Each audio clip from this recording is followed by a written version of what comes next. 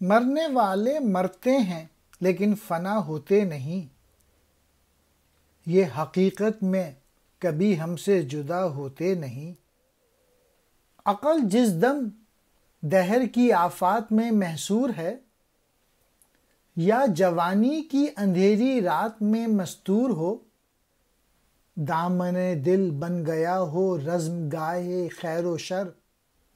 راہ کی ظلمت سے ہو مشکل سوئے منزل سفر، خضر ہمت ہو گیا ہو آرزو سے گوشہ گیر، فکر جب عاجز ہو اور خاموش آواز ضمیر، وادی ہستی میں کوئی ہم سفر تک بھی نہ ہو، جادو دکھلانے کو جگنو کا شرر تک بھی نہ ہو، مرنے والوں کی جبیں روشن ہے اس ظلمات میں، جس طرح تارے چمکتے ہیں اندھیری رات میں۔ مرنے والے مرتے تو ہیں، فنا نہیں ہوتے، وہ ایک جگہ سے دوسری جگہ منتقل ہوتے ہیں اور ہم سے جدا بھی نہیں ہوتے، کیونکہ بہت جلد ہم ان سے ملنے والے ہیں، یعنی موت ہمیں بھی لے آئے گی اور ہم پھر اکٹھا ہو جائیں گے۔ جو لوگ اس دنیا سے چلے جاتے ہیں، ہمیں ان سے سبق سیکھنا چاہیے، ان کی بائیوگرافیز ہمیں پڑھنی چاہیے، وہ ہمارے لیے مشعل راہ ہوتے ہیں۔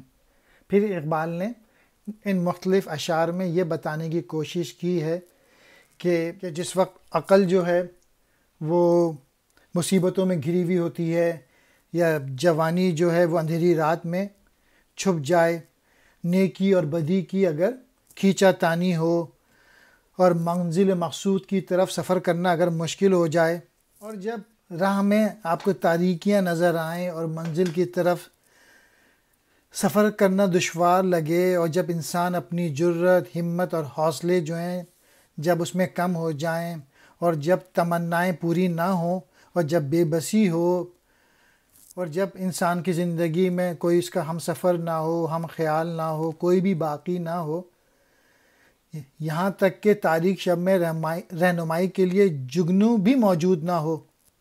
تو پھر مرنے والوں کی پیشانیاں تاریکی میں اس طرح سے روشن ہو جاتی ہیں جس طرح اندھیری رات میں تارے چمکتے ہیں، اور ان کی روشنی مسافر کے لیے مشعل راہ کا کام دیتی ہیں۔